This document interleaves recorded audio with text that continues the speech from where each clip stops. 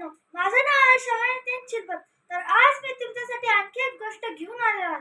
ही गोष्ट खूप प्रसिद्ध गोष्ट आहे. या गोष्टीचं नाव आहे वाघ आला रे वाघ.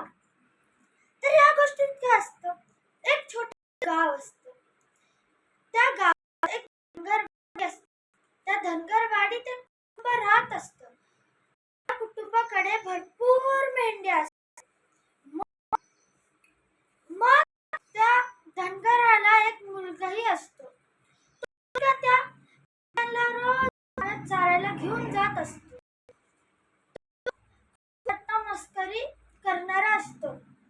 मग तो एक दिवशी काय झालं, तो मेंढ्या काढून एका गावाच्या जवळ चारायला घेऊन गेला.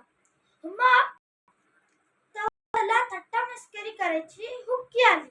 मग तो काय केलं, त्याने झाडावर चढला आणि मग असं जोरात ओरडायला लागला, वाघ आला रे वाघ आला, धावा धावा.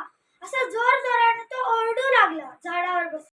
मग जवळ शेत होते. मग त्या शेतात भरपूर शेतकरी काम करत होते. तो रब्बीचा मौसम होता, म्हणून तिथे खूप सारे शेतकरी काम करत होते. मग त्याचा आवाज ऐकून ते लवकर हातात जे येईल ते घेऊन धावत आले.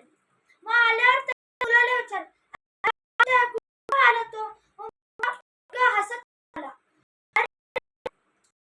कुठला वाघ आणि कुठला काय? वाघ नव्हता, मी मस्करी केली. त्याच्यावर झाले, पण काय करणार? मग ते तसेच वापस केले. 10-12 दिवस गेले. 10 दिवसानंतर काय झालं,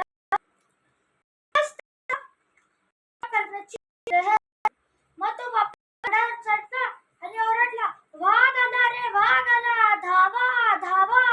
आणि वापस शेतकरी अवजारे घेऊन आली. मग तेव्हाही त्या असं म्हटला तो की मी तुमची तर मस्करी केली. मग तेव्हा शेतकरी त्याच्यावर खूप रागवले. एक शेतकरी म्हणाला, मूर्खा, तुला अशी चेष्टा करून लाज, तुझी चेष्टा तुलाच एक दिवशी घातक ठरणार. मग वापस काही 1-2 आठवडे निघून गेले. 1-2 आठवड्यानंतर वापस मुलगा त्या मेंढ्यांना चारायला घेऊन, मग त्या दिवशी खरंच वाघ आला. म्हणजे झाडीतून खरंच एक वाघ आला. तो मुलगा लगेच झाडावर चढला. तो मुलगा घाबरला होता. तर खूप ओरडला, अरे वाघ आला रे वाघ आला, धावा रे धावा. असं खूप ओरडला. पण शेतकऱ्यांना वाटलं की आजही हा मस्करीच करतोय, असल्या मूर्ख मुलाच्या नादी लागून काय मिळणार.